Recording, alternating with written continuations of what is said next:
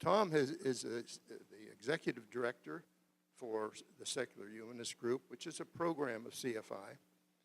And he's been known to be on different lists, some of which are, I know one of them in particular that struck me was he's on the most who's who in hell. And so I think some people accuse him of the person that stole Christmas, probably, okay? I mean, we hear that all the time on Fox News, especially. Somebody stole our Christmas, so I think Tom may well be one of the guys that helped steal it. I don't know if you want to. So anyway, he's, like I said, here to give you the talk and clarify some of the surveys that were done. And let's give him a big hand, Tom Flynn. Thank you very much, Jerry.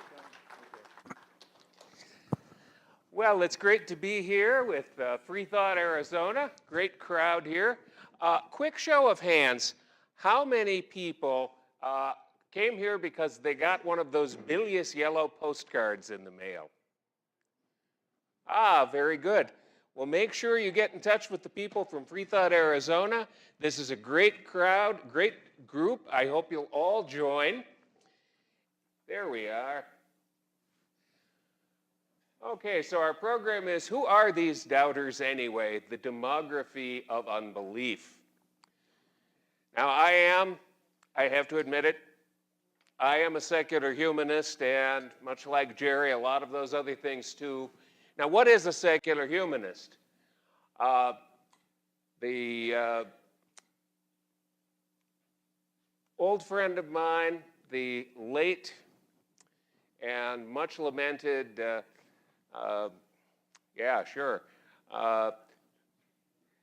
solar-powered vehicle, Paul McCready, that's his name, solar-powered vehicle developer and pioneer, used to define secular humanism in these words. Secular humanists are people who don't believe in God and don't steal. And that kind of captures it. Yes, Virginia, most of us are atheists. Not that we deny the existence of God, but the belief is not there. We believe in this world, in what common sense and scientific research can show to us. And we strive to use the evidence of the world around us to build the best possible lives that we can for ourselves, for our families, for the people with whom we share our culture. And to me, that is secular humanism. Well, let's move ahead with our program then.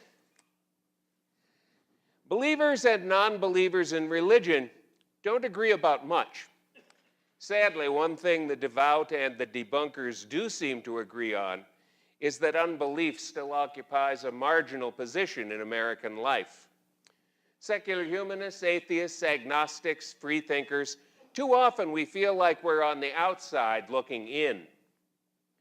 Displays of piety in public life that would have raised hackles 2 decades ago are now the norm. Secular humanists feel tempted to say, what can we do? We're too small a group to make a difference, too small even to defend ourselves effectively against a whole society that's determined to readopt the sacred. Well, don't believe it.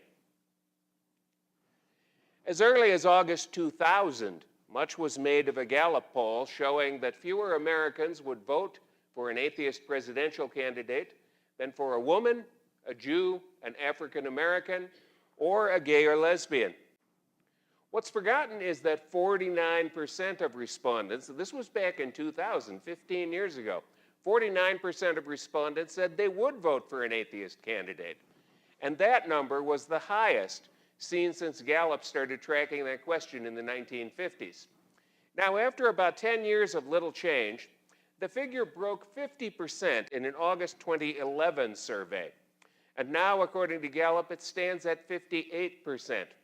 Of course, that's still fewer Americans than would vote for a presidential candidate who was a woman, Jewish, African American, or gay or lesbian.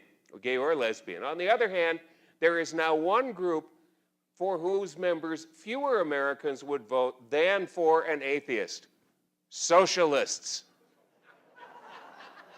Hey, socialists, welcome to the basement. We've kept it warm for you. And I don't know, if I were Bernie Sanders, maybe that's grounds for concern. The second reason not to despair is simple. There are more of us than many suppose. In the spring 1993 issue of Free Inquiry, the philosopher and religion researcher William B. Williamson estimated, I got to stop there. I was not editor of Free Inquiry back in 1993. I took that job on in 2000. But if I had been editor of Free Inquiry in 1993, and I had received a manuscript from William B. Williamson, I would have asked him, what does the B stand for? I'm guessing it would have been Bill.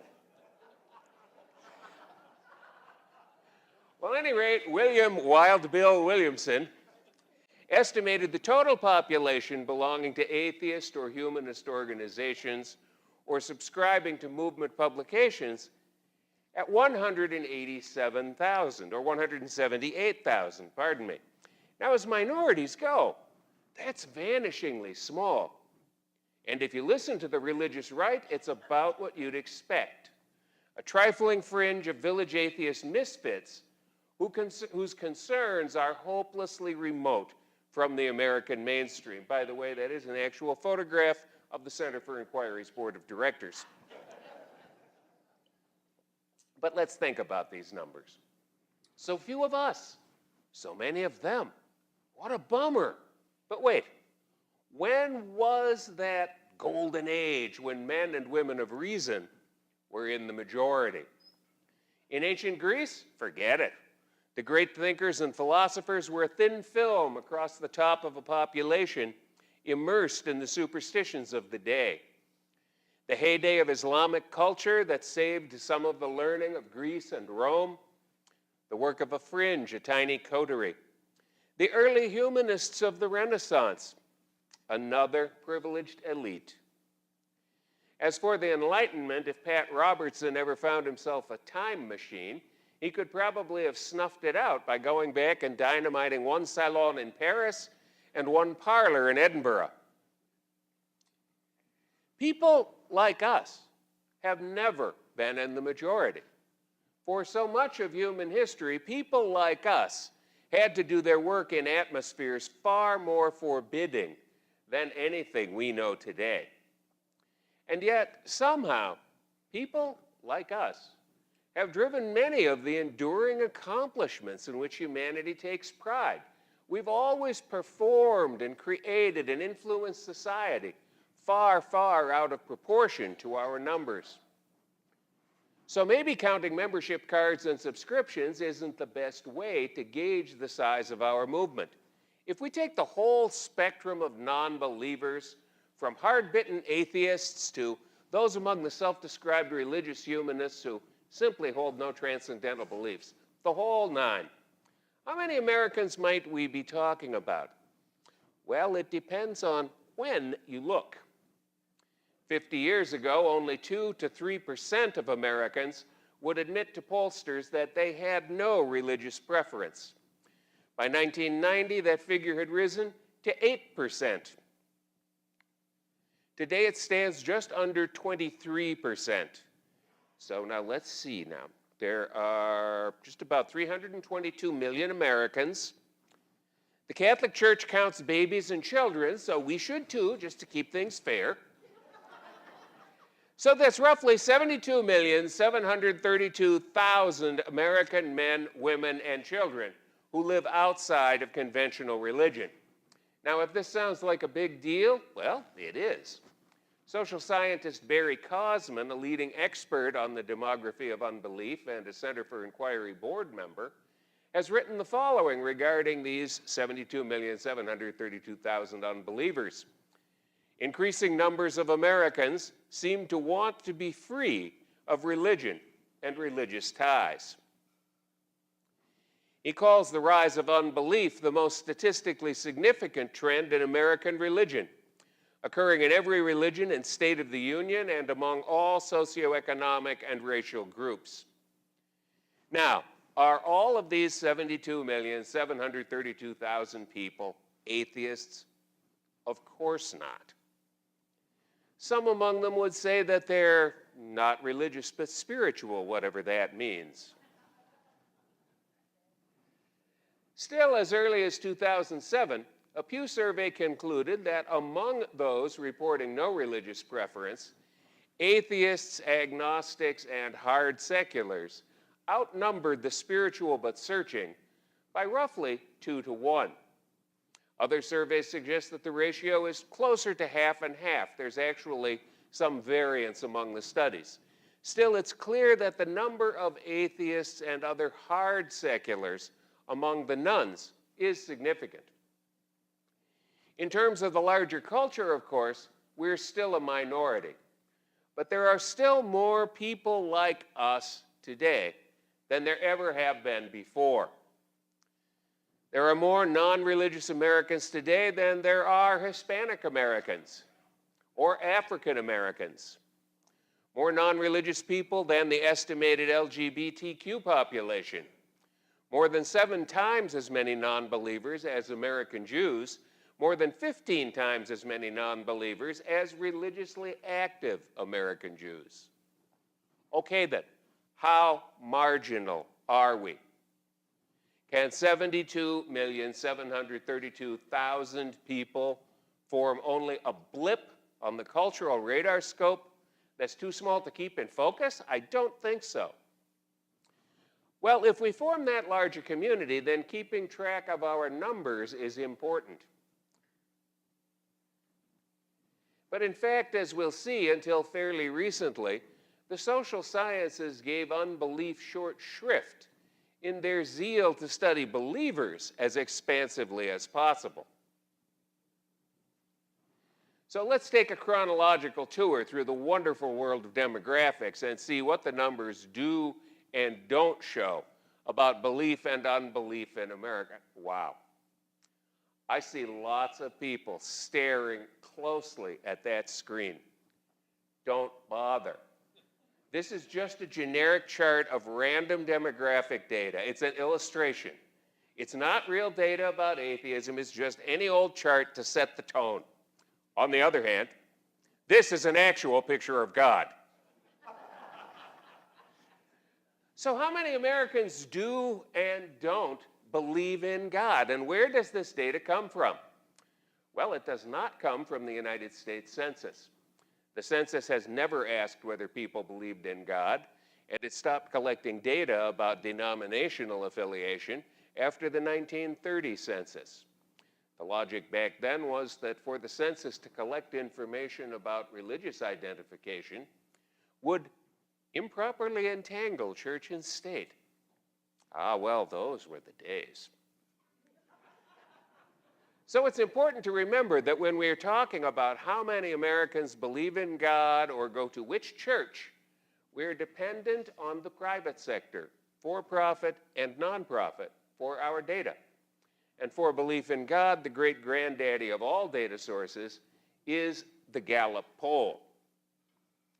Now, we've all seen the figures endlessly repeated in the newspapers and on TV.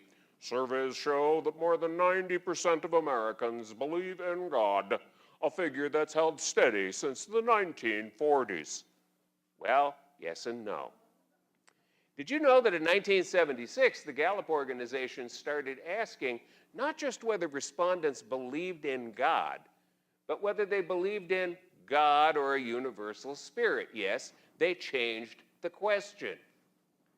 This was a great way to keep the number of reported believers relatively stable, even as those believers' notions about God grew ever more diverse. University of Cincinnati demographer George Bishop has shown that when surveys probe God belief in greater detail, the results are very different. He reported on 3 tests in which the Gallup organization offered more options beyond the traditional, do you believe, answer yes or no.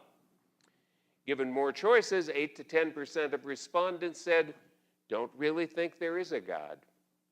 don't really know what to think or don't know. When the evangelical-owned Barna Group offered even wider options in the 1994 poll, a mere 67% embraced traditional theism. 10% said God was a state of higher consciousness that people can reach. 8% called God the total realization of personal human potential. 3% proclaimed that everyone is God, while 8% admitted ignorance. I like that last 8%. So when polls say that X number of Americans believe in God, read the fine print.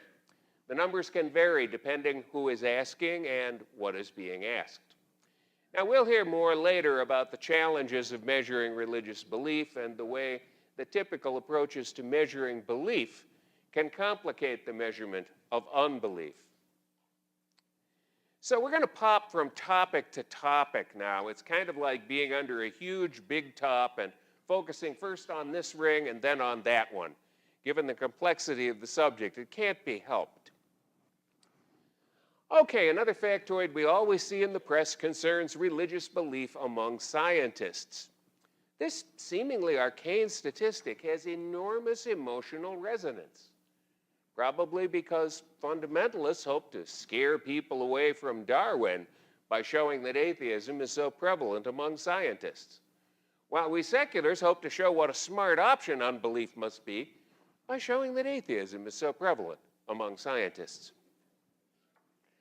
The measurement of belief and unbelief among scientists begins with a pioneering researcher named James H. Loiba.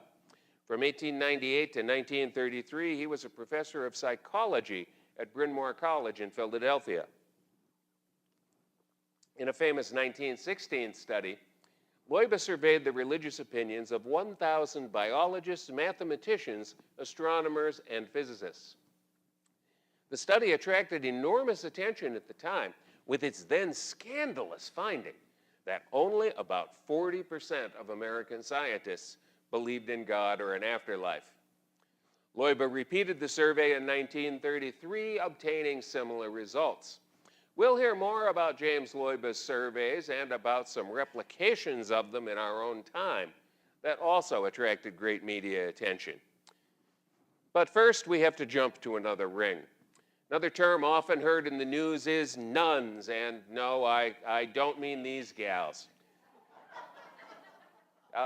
Second one from the left is Sister Mary, Holy Card. I mean nuns, N-O-N-E-S, people who, when asked by pollsters what religion they prefer, answer none of the above. Sociologists have been using this term for quite a while. In a 1987 article in Public Opinion Quarterly, a researcher named Norval Glenn noted that the nuns had increased from 2% of the population in the 1950s to 7 or 8% in 1984. We'll hear lots more about the nuns as our story moves into the 21st century. But first, let me finish with the last of our ancient history. Way back in 1990, yes, in those primitive days when Donald Trump was just a real estate mogul, and some people believed in his hair, the Graduate Center of the City University of New York published its American Religious Identification Survey, or ARIS. ARIS attracted a fair amount of press attention for its provocative findings about the sizes of the Jewish, Muslim, and unaffiliated communities. Its 1990 finding that nuns were 8% of the population attracted a few raised eyebrows, a little more.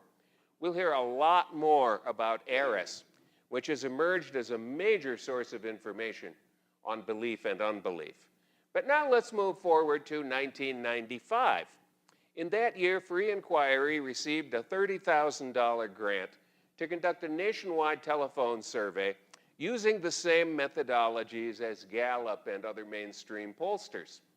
Our purpose was to test the hypothesis that mainstream polls were systematically undercounting the non-religious, perhaps through subtle phrasing of questions that discouraged disclosures of non-belief or encouraged its underestimation.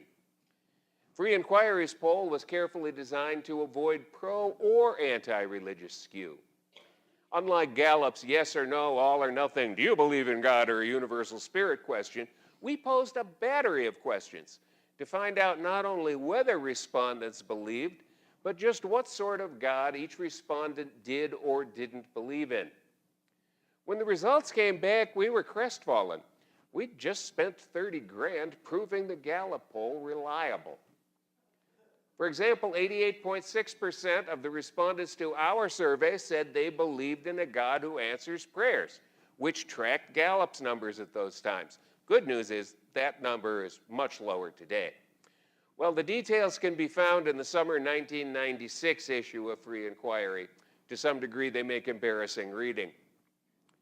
Well, let's fast forward to April of 1997 and reach back in your minds, bring back that early 20th century scientist, James Loiba, to the front of your head. In a letter to Nature, University of Georgia science historian Edward J. Larson and Washington Times reporter Larry Witham announced that they had replicated Loiba's 1916 and 1933 studies in modern times, that is, in the late 1990s. They restricted themselves to a sample of 1,000 scientists in the same narrow selection of specialties that Loiba had used, and they administered the exact same questionnaire. Their finding? As in 1916 and 1933, about 40% of responding scientists believed in God or an afterlife. A media frenzy ensued. Most of the headlines celebrated that scientists were no more atheistic in 1996 than they had been 80 years before. A year later, Larson and Witham were back, advising Nature that they had replicated one of Loiba's other studies, his survey of elite American scientists. In 1916 and again in 1933, Loiba surveyed 400 so-called greater scientists. He used as his source a contemporary reference work titled Sexism Alert, American Men of Science.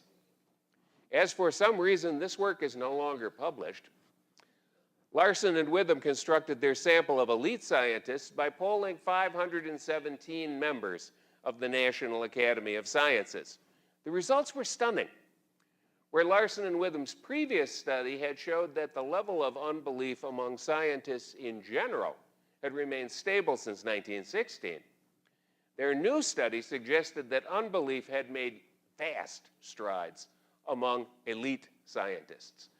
The nation's top scientists were far more atheistic than their less accomplished peers.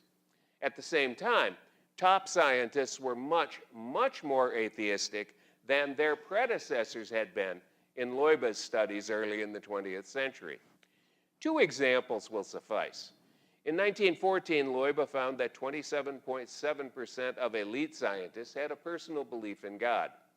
By 1933, that figure had fallen to just 15%. For Larson and Witham in 1998, only 7% of top scientists had a personal belief in God. By the way, this is the source for all those soundbite claims you see, including in Free Inquiry from time to time, that only 7% of top scientists believe in God. You've seen that factoid 100 times. This is where it comes from. In 1914, Loiba found that 35.2% of top scientists had a personal belief in human immortality. In 1933, it dropped to 18%. Larson and Witham found only 7.9% with a personal belief in human immortality. So Larson and Witham's two brief letters to Nature have profoundly shaped later rhetoric about science and religion. And it's awakened us all to the fact that at the top levels of science, religious belief is a very, very minor player. Well, it was in 2000 that researchers began to realize that the number of Americans claiming no religious affiliation, long steady at 8%, was beginning to skyrocket.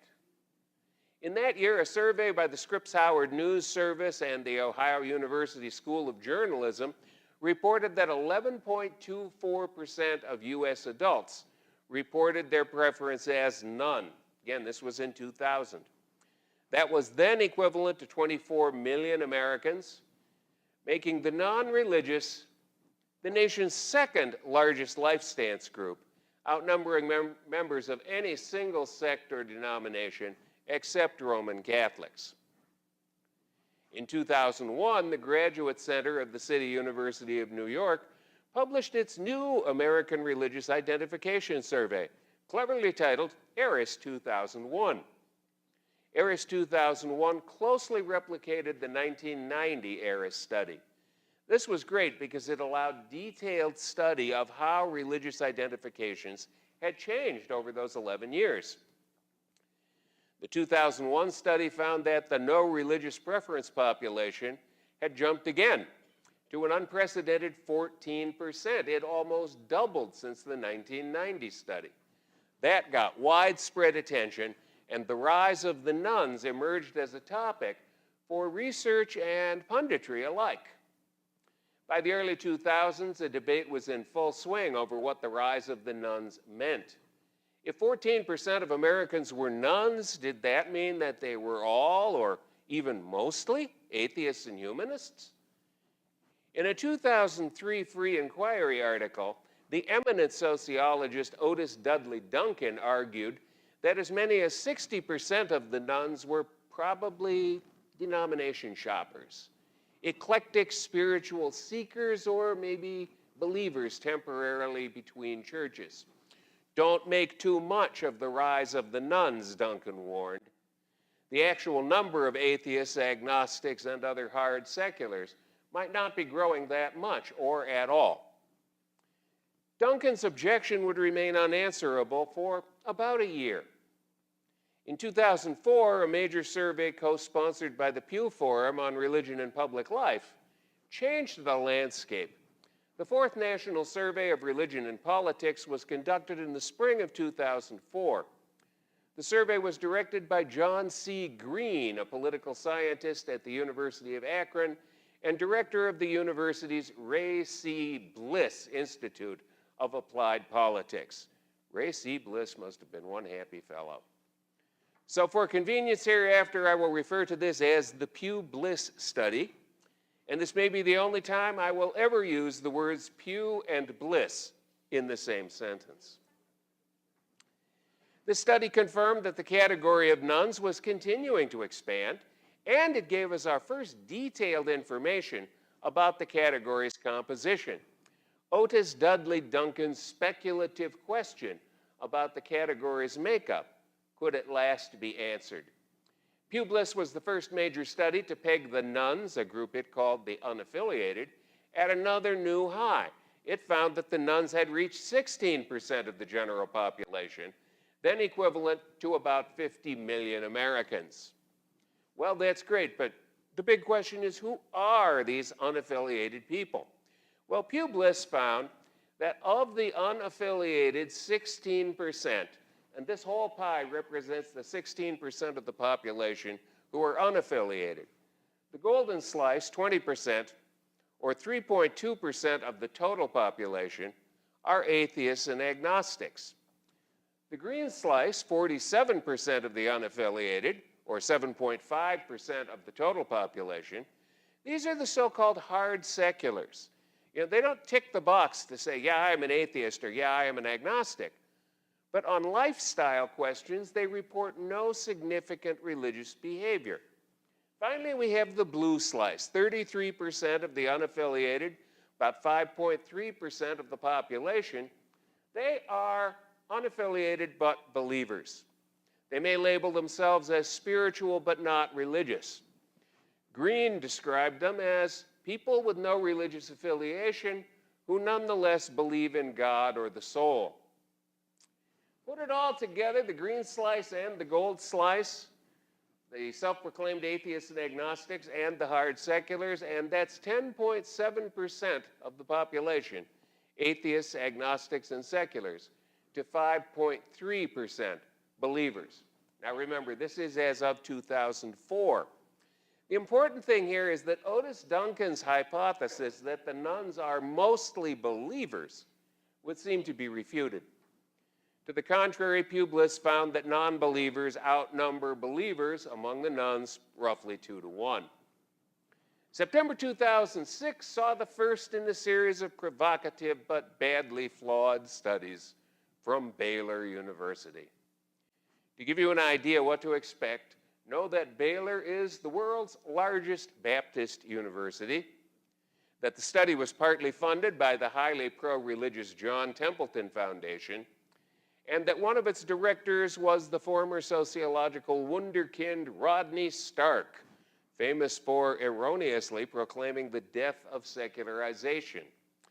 The Baylor study found a high level of theism. Almost 92% of its respondents believed in God. But the respondents were sharply divided as to who or what God is.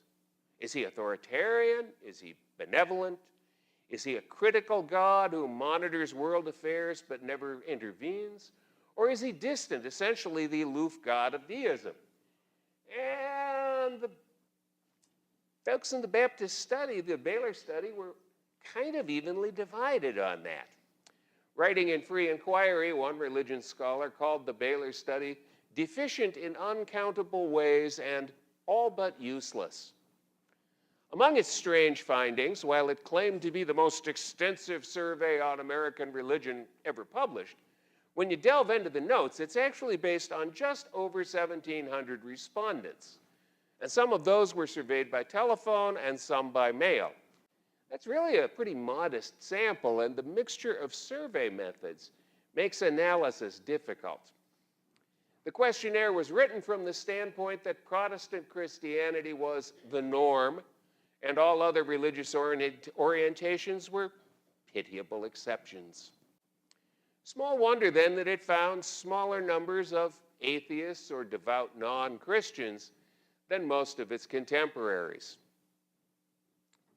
So its claims that 92% of Americans believe in God, and also that 1 American in 3 is a born-again evangelical, need to be viewed with the knowledge that the survey would, because of its design, all but inevitably overcount evangelicals and undercount everyone else. Finally, buried in its data is one astonishing factoid. If 86.5% of evangelical Protestants have no doubt that God exists, that means that 13.5% of evangelical Protestants do doubt that God exists. Make of that what you will, which appears to have been the guiding principle of the entire Baylor study. Now, a major 2007 study, we're back on firm ground here, the U.S. Religious Landscape Survey from the Pew Forum, again confirmed that 16.1% of Americans claim no religious affiliation. A new detail? This is double the number of persons in the same generation who claim to have had no affiliation as children. Among Americans age 18 to 29, fully 1/4 report no religious affiliation. And it confirms that among the unaffiliated, once again, atheists and agnostics and hard seculars outnumber the spiritual but searching roughly 2 to 1. 2008 brought the next in the series of dubious Baylor University surveys based on Gallup data and funded by Templeton money. Now, you notice we've been seeing study after study after survey showing that the number of non-religious Americans is relentlessly growing. Well, with the 2008 Baylor study, Rodney Stark undertakes the daunting task of trying to refute the idea that the number of non-religious Americans is increasing. He published an astounding chart that seemed to show that the number of atheists had stayed at a number in the low to mid-single digits from the 1940s to today. Look at that. In 1944, 4% of Americans don't believe in God. In 2007, 4% of Americans don't believe in God. How did he arrive at this data? Well, he cheated. Let's see how. First, Baylor workers massaged the early data to create the impression that early on there were more atheists. During the 1940s, only 1 to 3% of Americans reported being atheists, about the same size as the group that declined to answer. They both averaged 2%. Stark and his team just assumed that in these early surveys, all the people who declined to answer were atheists, an assumption for which there's no data at all. But by adding the people who said they were atheists and the people who didn't respond, they got 4%, roughly doubling the number of atheists they could claim for the very early years. Next comes cherry picking. I mean, look at this range. 1944, 47, 64, 94, 2005, 2007, 1944 to 47, that's 3 years. 1947 to 1964, that's a giant leap. 64 to 94, that's 30 years. Why chart only those years when some pollster or other measured belief in God in almost every year in the period? Actually, I have an idea. They picked those years because those were the years that made their thesis look good. Now, with the more recent data, the data in which most pollsters find the number of unbelievers and affiliated rising, Stark and his team suddenly became intensely picky. Now they would count only avowed atheists, no agnostics, no hard seculars. Not even the folks who declined to answer, although that was just the method they had used to falsely swell the number of atheists in the 1940s and the 1950s. This chart, when you delve into how these numbers were produced, is a master's class on how not to conduct statistical investigation. This is just one of a long list of questionable methodologies identified by the independent scholar Greg Paul in a lengthy study that the Council for Secular Humanism released in 2009.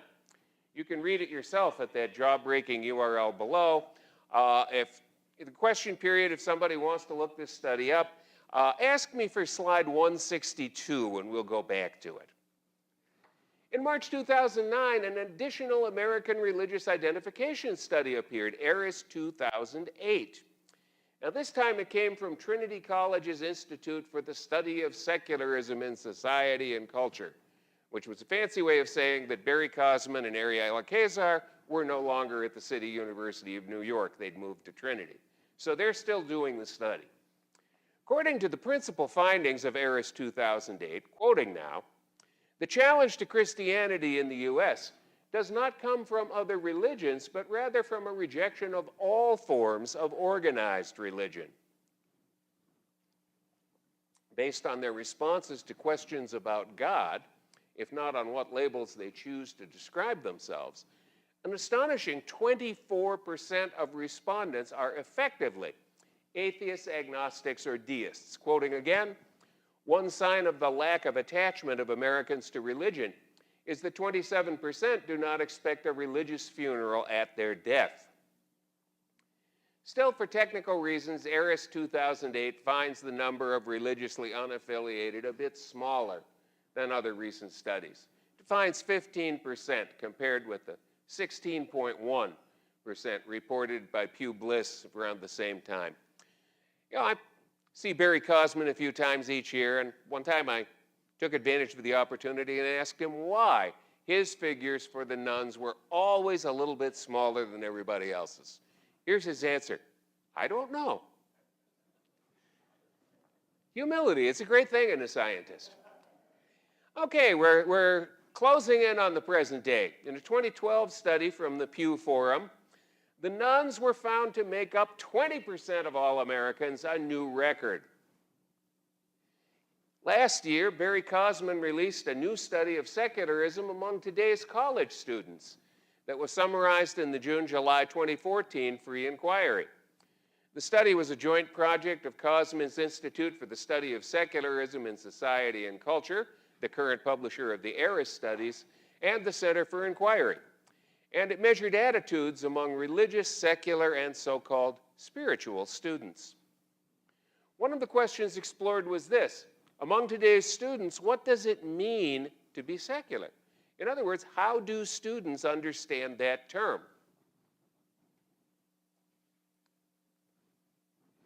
In his survey, Cosman asked students to choose from among 5 possible meanings for secularism: no identification or affiliation with any religious tradition, absence of supernatural religious beliefs, separation of religion from state and government, tolerance for various religions and philosophies, or simply atheism. The list is interesting in part because it omits almost as many aspects of secularism as it includes, aspects that are important at least to some secularists and secular humanists. Which possible meanings for secularism did Cosman leave out? Well, there was a commitment to ethical or moral behavior, the moral primacy of human beings and their concerns, science, or more broadly, a method of inquiry based on intersubjective validation of claims as a privileged way of knowing, and an individualistic stance favoring self-actualization and opposed to parochialism or chauvinism. This latter stance strives to realize the opposite of insularity, parochialism, and sectarianism throughout life. Now, for many secularists, some or all of these are important aspects of secularism, but if only to keep the size and scope of his questionnaire within bounds, Cosman and his co-researchers focused on these questions and those only. So let's see how students of varying life stance orientations, as we would call secular or non-secular, view the possible meanings on this list. Secular, religious, and spiritual students differed wildly, sometimes confoundingly, regarding which of these meanings they embraced. Now, respondents could choose more than one definition, and don't worry, I'm not going to make you peer at this really complicated thing any longer. More than 70% of students who self-described as secular identified secularism as no identification or affiliation with any religious tradition. Only about half of religious students and fewer than 1/3 of spiritual students agreed. And remember, we're looking at the different ways they define secularism. Roughly 60% of secular and spiritual students accepted that secularism entailed the absence of supernatural religious beliefs. Only 1/3 of the religious students agreed. Secular students were far more likely than their religious or spiritual counterparts to identify secularism with tolerance for various religions and philosophies. Meanwhile, few students of any worldview identified secularism with atheism.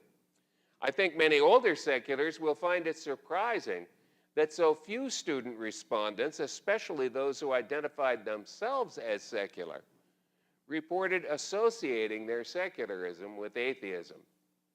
Finally, the most disturbing finding may be that while 55% of religious and spiritual students identified secularism with separation of religion from state and government, fewer than 40% of the secular students agreed. That's right, the secular students were the least likely to interpret secularism as demanding separation of religion from government. Considering the importance that most secular adults attach to the defense of Jefferson's wall, younger seculars' apathy in this area is dismaying and needs to be studied closely. What is it about equality among all religions and none in the public square, whose benefits and importance today's students are failing to grasp? In May, Pew released its latest religious landscape survey, and if anything, the secularization of America appears to be speeding up again. The number of Americans reporting no religious affiliation has risen from 16% to 20% to 22.8% today. This is the source of my earlier claim of 72,730,000 men, women, and children who live without religion. This is the study that comes from. Meanwhile, in the last 7 years, the number of Americans self-identifying as Christians has dropped from 78.4% to just 70.6%. Most of this loss occurred among mainstream Protestants and Catholics. Okay, another ring, another new topic. Religion surveys almost invariably count church attendance.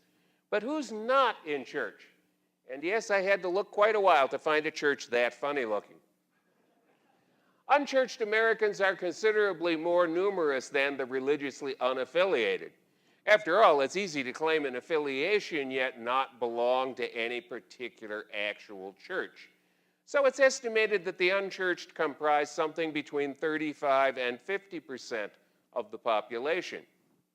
Meanwhile, some 40% of Americans generally tell pollsters they went to church on the previous Sunday.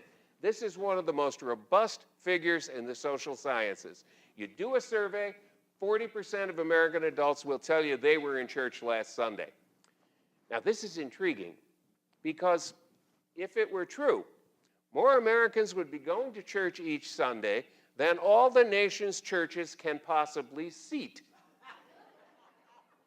Even if every church held multiple services, which many do not. Well, way back in 1992, Kirk Hadaway, a sociologist employed by the United Church of Christ, got curious about this. So he adopted a radical research strategy. Hadaway assembled an army of researchers large enough to barge into every Protestant church in Ashtabula County, Ohio, one fine Sunday, and count noses at every single service. If you were anywhere else in the country, that was a very bad Sunday to try and hire a graduate student in sociology, because they were all in Ashtabula County. And only about 20% of the adults were there. About half of what Gallup reports. It's not Gallup's fault. When you ask people whether they went to church last Sunday, lots of them lie. Presumably, they do that in order to look like better Christians. In a landmark 1993 paper, Hadaway and fellow researchers Peggy Marler and Mark Chavez announced that church-going was probably half of what everyone thinks it is. Researchers now estimate that only 20 to 25% of Americans darken the door of a church on any given Sunday, although if you ask the question on a survey, 40% will still tell you they were there. This brings us to yet another topic and one of the most controversial principles in religious demographics, the so-called secularization hypothesis. This is the theory whose roots go back to the 19th century sociologist Max Weber, the theory that religion will diminish in influence as education and prosperity and public understanding of science spread. It's become popular since the 70s for mainstream demographers to pronounce the secularization hypothesis a failure. Our old friend Rodney Stark is perhaps best known for a recent book, one of whose chapters was headed Secularization RIP. I criticized that in an editorial in Free Inquiry, which is pretty much summed up by the cartoon that came with it. Independent scholars Gregory Paul and Phil Zuckerman have examined the state of secularization today in some depth. Their analysis largely follows work by Pippa Norris and Ronald Inglehart in their landmark 2004 book, Sacred and Secular. They contend that despite reverses, most visibly the rise of American fundamentalism late in the 20th century, despite those reverses, secularization is actually alive and well. In most of the world, it seems to be proceeding right on schedule. Contrary to what you might have heard, the world religions are not enjoying conspicuous growth spurts, with one exception. Christians made up about a third of the population in 1900, and they still do today. Hindus are static at 1/7, despite strong population growth in India. Buddhism shrunk by a quarter in the 20th century, and is predicted to shrink by about as much in the next 50 years. Now here comes that exception I mentioned. Islam alone has gained ground, moving from 1/8 to 1/5 of world population in the 20th century. By 2050, it's projected that 1 human in 4 will be a Muslim. But adult conversion has very little to do with this. Islam is growing largely because of very high birth rates across the Muslim world. Well, if religion isn't gaining ground, what is? Paul and Zuckerman found their answer in no lesser source than the World Christian Encyclopedia, whose editors stated in a foreword, "No Christian in 1900 expected the massive defections of Christianity that subsequently took place in Western Europe due to secularism and in Americas due to materialism. The number of non-religionists throughout the 20th century has skyrocketed from 3.2 million in 1900 to 697 million in 1970 and on to 918 million in 2000. A large percentage of their members are the children, grandchildren, or great-grandchildren of persons who in their lifetimes were practicing Christians.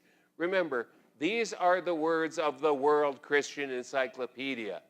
This is them putting the best face on the facts that they could. According to Paul and Zuckerman, quoting now, the spectacular ballooning of secularism by a few hundredfold has no historical match. It dwarfs the widely heralded Mormon climb to 12 million during the same time. Even the growth within Protestantism of Pentecostals from nearly nothing to 500 million doesn't equal it. Unbelief has made spectacular gains against all of the major world religions, and has done so principally through the mechanism of adult choice. Now think about that. Atheists and humanists, we don't do a whole lot of missionary work. And we probably couldn't outbreed any faith community except maybe the Shakers. Instead, people like us seem to be piling on the numbers as millions and millions of men and women worldwide examine and reject the religions of their childhoods. Paul and Zuckerman call it the first emergence of mass apostasy in history. They write, no major religion is expanding its share of the global population by conversion in any circumstances. Disbelief in the supernatural alone is able to achieve extraordinary rates of growth by voluntary conversion. Well, if all of that is so, what are we to make of the domestic situation? You know, there is that thing called American exceptionalism.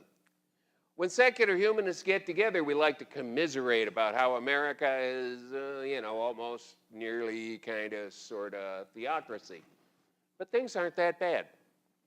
Piety is not ballooning in American life as strongly as many suppose. For example, did you know the Southern Baptists are now baptizing the same absolute number of new converts they did 50 years ago? Not the same percentage of the population, the same number of individuals, meaning that their share of population has contracted sharply as population has grown. Nonetheless, it remains true religion is way more popular here in the US of A than it is in Europe or even in Canada or Australia. In fact, the US remains the only first world country where we encounter such high levels of religiosity, levels otherwise seen only in third world countries. So why is America like this? Well, Paul and Zuckerman have a theory, once again building on the work of Norris and Engelhardt. Quoting Paul and Zuckerman now, every single first world nation that is irreligious shares a set of distinctive attributes. These include handgun control, rehabilitative rather than punitive incarceration, intensive sex education that emphasizes condom use, reduced socioeconomic disparity versus tax and welfare systems, combined with comprehensive health care, increased leisure time, and so forth. As a result, the great majority enjoy long, safe, comfortable middle-class lives that they can be confident won't be lost due to factors beyond their control. The result, say Paul and Zuckerman, is plain to see. Every time a nation becomes truly advanced in terms of democratic, egalitarian, educational, and prosperity, it loses the faith. It's guaranteed. Yet America has a large, well-educated middle class that lives in relative comfort, so why do so many of them still believe in a supernatural creator? On Paul and Zuckerman's theory, it's because they're afraid and insecure. Arbitrary dismissal from a long-held job, the risk that serious illness will prove financially devastating even with health insurance, excessive debt due to the struggle to live like the wealthy. Before you know it, a typical American family can find itself financially ruined. So maybe it's not surprising that so many look to friendly forces from the beyond to protect them from the pitfalls of a risky American life. And if that fails, they'd like an imaginary friend to compensate them with a blissful eternal existence. I suspect that Paul and Zuckerman are right in suspecting that Engelhardt and Norris are right, and that American exceptionalism as regards popular piety is largely a result of the other ways in which American society diverges from typical European practice. Whatever your own political orientation may be, the data genuinely seem to show that if, as a people, Americans took better care of each other, they might feel less need for a caregiver in the clouds. And presumably, they'd become more like their counterparts in the rest of the first world. It also suggests that in the wake of government austerity programs that are fraying the social safety net across Europe in response to the world financial crisis and now the refugee crisis, if this hypothesis is true, we might expect to see a tragic return to popular piety in Europe. Keep watching the headlines. Another new topic, there are only two left. As you may have noticed, what data we have about non-religious people comes mostly from studies of religious people. In an article in the new Encyclopedia of Unbelief, independent scholar of religion Frank Pasquale argued that the non-religious are often poorly measured when they appear only as bycatch in surveys of believers. Fortunately, this situation is changing. ARIS researchers Barry Kosman and Ariella Kazar founded the Institute for the Study of Secularism at Trinity College in Connecticut. The institute was founded in 2005. By 2011, it had inaugurated the first peer-reviewed online scientific journal in the field. Another important step has been taken by Luke Galen, a psychologist at Grand Valley State University in Michigan. Working closely with leaders at Center for Inquiry Michigan in Grand Rapids, he developed the Non-Religious Identification Survey, or NRIS, an online survey designed to pay unprecedented attention just to those who live without religion. After a pilot project, a final survey was administered to some 29,000 respondents, mostly drawn from various Center for Inquiry email lists. NRIS found that respondents were older, more frequently male, and much better educated than the population as a whole. Okay, check. Varied other demographic data was compiled, much of which cries out to be generated anew from a more representative sample when funding permits. But even as a pilot, NRIS demonstrated the value of studying the non-religious as such, rather than just the others in a survey of believers. Because NRIS shed some fascinating light on one of the most often abused sound bites in contemporary rhetoric, the one about the social utility of religious belief. How often we've heard that people of firm faith are more confident, happier, less emotionally conflicted, more successful than non-believers. And there's a huge amount of survey data that confirms that line. But NRIS data gives us a drastically new perspective because it was designed specifically to poll unbelievers. We know unbelievers come in all kinds of flavors, from the staunch atheist to the conflicted agnostic to the new minted doubter who's just begun to cast off old beliefs. Conventional studies combine all these groups into a single category, usually unhelpfully named other. The NRIS data allow us to track life satisfaction, personality problems, a score of indices across the various flavors of unbelievers. And when we do that, another pattern emerges. Yes, confident religious believers still score high on indices of confidence and mental health. But so do confident atheists. It's not just a slope, it's more like a V. Sometimes it's drawn as a letter U. It starts up, it goes down, it comes back up on the other side. We find reduced mental health not in unbelievers generally, as earlier studies seem to show, but rather in those who lack confidence in their worldviews. Agnostics typically score lower on mental health than atheists, in just the same way that nominal Christians unsure of their faith score lower than those who believe with great confidence. And if it wasn't for the ARIS data that for the first time studies unbelievers on their own terms, this uptick on the left side of the graph might still be undiscovered. Typical of recent positive developments is the longitudinal study of generations, which has been studying a stable group of families, the same families, generation after generation for more than 40 years.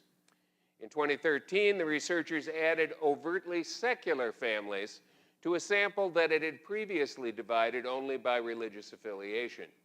Researchers were surprised how strongly stable and nurturing the secular families turned out to be, finding, for example, unusually high levels of family solidarity and emotional closeness, as well as strong ethical standards and moral values.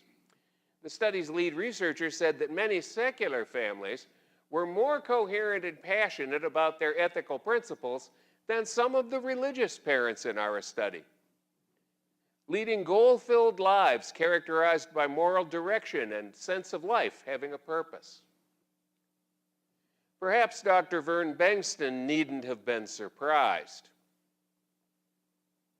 Prominent sociologist and frequent free inquiry contributor Phil Zuckerman has found in his own studies that secular families powerfully transmit sustaining moral values and enriching ethical precepts, stressing such elements as rational problem solving, personal autonomy, independence of thought, avoidance of corporal punishment, an attitude of questioning everything, and, above all, empathy.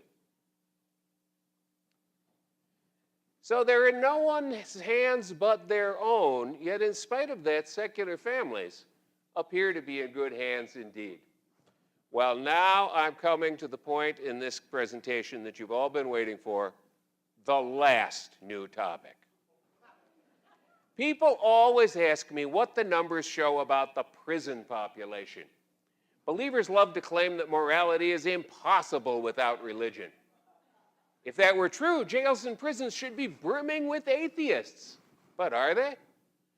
Well, numbers are really, really hard to come by, which I think has something to do with the fact that from the believer's point of view, the numbers are really, really bad. Now, I'm not kidding you. Wait till you hear some of these dates. Here's how the story unfolds. In his 1895 book, The Criminal, the pioneer psychologist Havelock Ellis reported that it seems extremely rare to find intelligently irreligious men in prison. Writing in 1928, criminologists Max Schlapp and Edward Smith said that only 0.1% of convicts had no religious training. Around the same time, University of Pittsburgh psychologist W.T. Root found that less than 1/3 of those executed at Sing Sing were non-religious. A study by the researchers Steiner and Swankara found almost no agnostics among a multi-state sample of prisoners. In 1936, 3 Franciscan priests who were also prison chaplains released a book called Crime and Religion. They noted sadly that, quoting, convicts as a class seem to be the most religious people in the country. Therefore, what use religion? In 1955, English atheist Margaret Knight produced 3 groundbreaking BBC documentaries showing, among other things, that unchurched children were far less likely to go to prison. She summed up her findings in a best-selling late 1950s book, Morals Without Religion. The most recent work of any reliability in this area, and you're wondering why we're looking at such old data, the most recent work of any reliability appears to be a body of surveys mailed to prisoners by the ex-priest and bombastic radio commentator Emmett McLaughlin in 1962. McLaughlin is little remembered today, but he was sort of the Glenn Beck of his time. Now, McLaughlin found in a survey that Roman Catholics were drastically overrepresented in the prison population. And unbelievers were drastically underrepresented.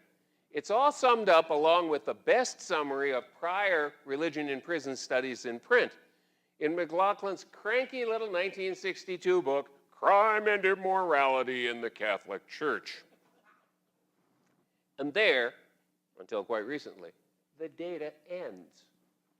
After McLaughlin's highly publicized 1962 study, wardens apparently added direct mail surveys to the list of things they screened out of prisoners' incoming mail. In the half-century since, no prison I know of permitted researchers to catalog inmates' religious affiliation, nor has such data been published by any Department of Corrections. Until this year. But before I tell you about that, let me dispose of an urban legend. For more than 10 years, an anti-cult website has carried a report by someone named Rod Swift. Is Rod Swift in the audience today? I didn't think so. Anyway, Rod Swift claims to have received data on the religious affiliations of inmates in federal prisons from a research analyst at the Federal Bureau of Prisons. According to this data, atheists made up just over 0.2% of the prison population, far below their incidence in the general population, suggesting that religious believers are far more likely than atheists to wind up in prison. Now, this data has been cited time after time in books and scholarly papers, even in a tweet by Ricky Gervais. Just one problem. This supposed data has never been authenticated despite numerous attempts. Nobody knows who Rod Swift is. His alleged source at the Federal Bureau of Prisons actually exists. Her name was Denise Golemboski, but she's now an attorney in private practice and she doesn't respond to requests to confirm this information. Is Denise Golemboski in the house today? I always ask. Fortunately, in 2013, Hemant Mehta posted some real data that's not an urban legend, at his Friendly Atheist blog. He filed a Freedom of Information Act request and got back a genuine reply with some actual attested data on religious affiliation among federal prisoners. Let's see what his numbers show. Atheists make up only 0.07% of federal prisoners, far below their incidence in the general population, which is somewhere between 3 and 8%. Nuns make up 17%, slightly below their incidence in the general population, which is just under 23%. Another 3% didn't know or refused to answer. Keep in mind these figures are for federal prisons only. We still have no information in the state pens. So, after all these years in the freest country in the world, there's been a more than 50-year embargo on information about the religious status of prisoners, and aside from that one confirmed disclosure of federal data, the embargo has worked. There are still no figures available on religion among prisoners in state institutions. Perhaps officials know well that even allowing for the pressures on inmates to affect religious conversions in order to obtain privileges and seek parole, maybe prison officials know that the overwhelming overrepresentation of religious believers among the prison population might furnish a stinging disproof of the notion that belief correlates with morality. Still, I have to say, that's a number I can live with. The November issue of Harper's Magazine last year found another way to sum it up. Factor by which a member of the general U.S. population is more likely than a U.S. prisoner to self-identify as an atheist. 34. That, too, is a number I can live with. All told, then, we live at a crucial and exciting time. After a few decades during which many social scientists had given up on the secularization hypothesis, it seems to be coming true across most of the developed world outside the United States.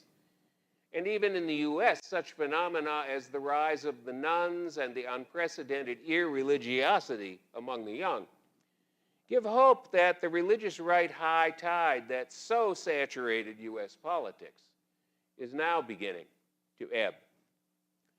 In the meantime, people like us are wise to follow closely what pollsters and social scientists have to tell us about irreligion and unbelief, both for the valuable information their work can offer and in order to help keep them honest. And guess what? I'm plumb out of slides. Thank you very much.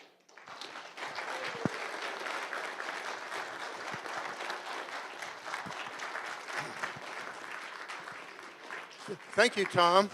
Thank you very much. We'll have a Q&A here for some questions. The good news is we are not alone. There's quite a number of us out there, okay?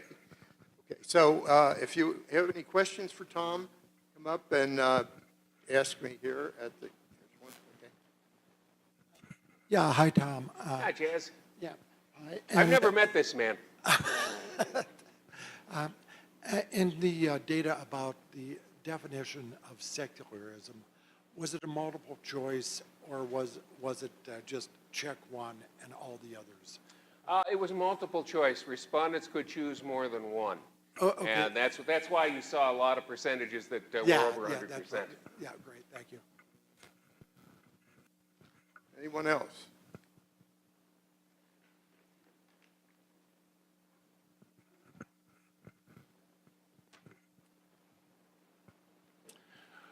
Dan Dennett points out that many people believe in belief. Now, doesn't this suggest that maybe the number of believers are inflated? Because if their compatriots are believers and they think they want to be amongst that group, doesn't that suggest that there are probably more non-believers than even the data would suggest?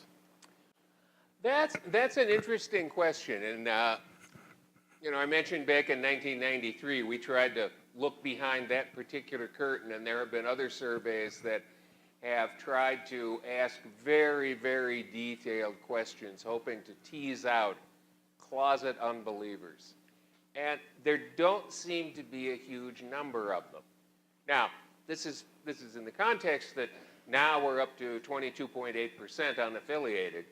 And certainly one of the things that's going to result from this change is that the appearance of ubiquitous belief is definitely shifting. If you are an unbeliever and you are staying in the closet, the world around you doesn't look as monolithically believing as it did 20 years ago. And I think that's going to make a big difference. But that said, I'm fairly well satisfied that the numbers that we're getting are pretty accurate. I don't think we're going to find out that there's been 60% of the population who were atheists all along and we were just failing to measure them, sad to say. I think there are a number of people that are concerned about what the neighbors will think if they don't go to church. I know that when I grew up, this was the theory that, well, you got to look good in the community, so you have the faith and you go to church. And I think that was hugely strong, a few decades ago. Much less so today. Again, this is just part of this whole phenomenon that non-belief and non-participation in religion is becoming normalized. So while you may still, your boss may look down his nose at you if you don't go to church, it's not true the way it used to be that everyone will think less of you. And I think there's a more widespread understanding that there is a non-religious minority. It's a sizable minority. It's a growing minority. And I think even a lot of evangelical Christians are coming around to the idea that they need to humor these people. And if that's all we get from them, that's a great first step. Yes? My name's Kara Bissell. I'm a Presbyterian. Please don't hold it against me. I was wondering, in the regular religions of worshipers of God, there's a growing, I think, mood of people that are stating, I am broken. And I believe, help me in my unbelief. Could it be that a lot of us believers that go, help me in my unbelief, are saying, I don't believe, I have an unbelief, and that's deflating the religious statistic? It's quite possible. I will put it out on the table right now that if there's anybody out there who needs help in their unbelief, I'll be happy to assist them. And I suspect there's quite a few in that room who would say the same. But yeah, that's an interesting, there it is right in the New Testament. Help me in my unbelief. Unbelief has been around a long time, 2,000 years and counting, probably more. And it goes up, it goes down. We have the good fortune to be living at a time when it's on the upswing. Yes? What do you think about the status of the word atheist? It's oftentimes viewed as a dirty word. There was a movement 10, 20 years ago to try to switch to like brights as a definition of a non-believer as opposed to atheist because atheism makes people cringe. Well, I think atheism is undergoing a process of rehabilitation. One of the interesting things, surveys show that younger people under 30, don't cringe at the word atheist. Perhaps we've been successful in some of our efforts. I know I've long been in favor of using the word and taking advantage of its shock value to get across to Christians who think everybody is like them that no, that's not the case. And yes, we look as the younger demographics, the young almost take atheism for granted. It's simply not a big deal. 20 years ago, nobody would have seen that coming. Yes, who's next? I guess I am. You are indeed. I'm Jim Colson. I'm a free thinker from Colorado Springs, Colorado. And you bring back to my thoughts about 20 years or better. It's hard to remember that far back. A lawyer in Colorado Springs named John Murphy had a radio program on the law. And after he retired, he changed it to a Freethought program because he was a member of the Free Thinkers. Oh, yeah. I And remember he him well. obtained a copy of the a survey of prisons done by Congress.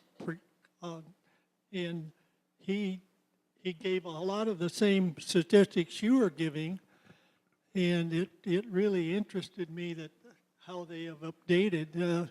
And at the time, he was the only person that I had ever heard give those, how the non-religious are so sparse in prisons. And the part that I do remember, and I do want to state, is that he said after that came out, Congress never authorized another study because of it was all religionist, and so that's why you seen such a sparse after the early days. Oh, yeah. Although, as I mentioned in my study, when we're talking about the early days, we're talking about really early days. Survey data on religious affiliation among prisoners basically got shut down in 1962.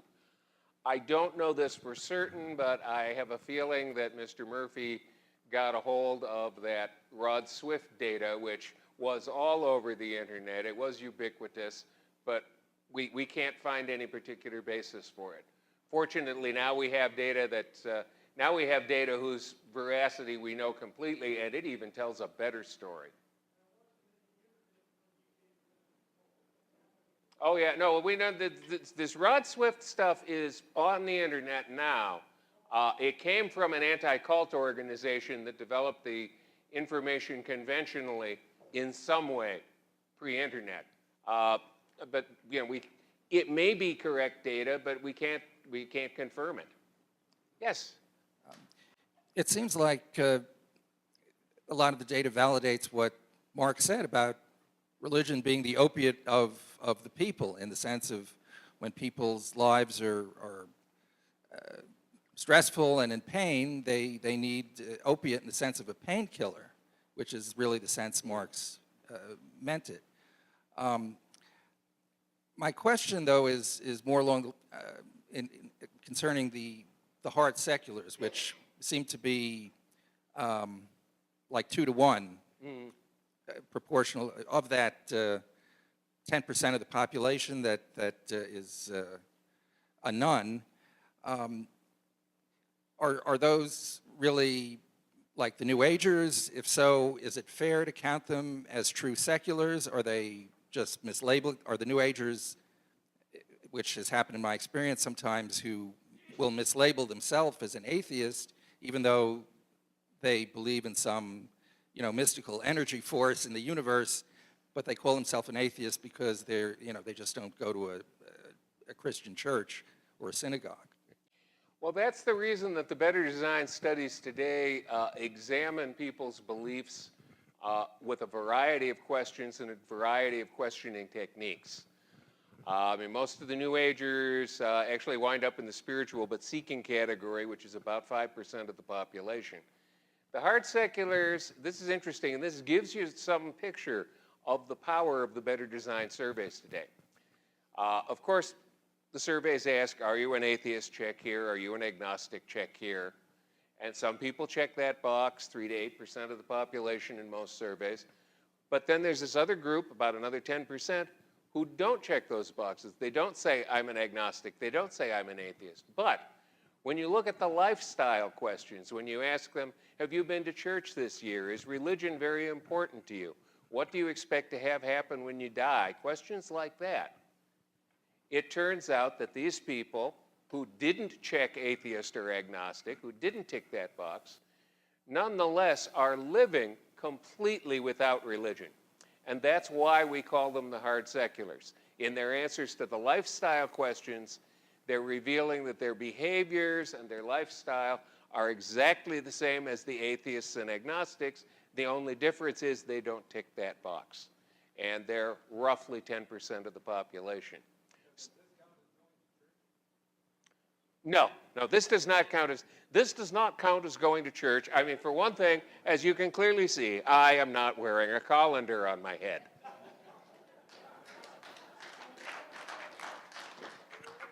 All together now, ramen.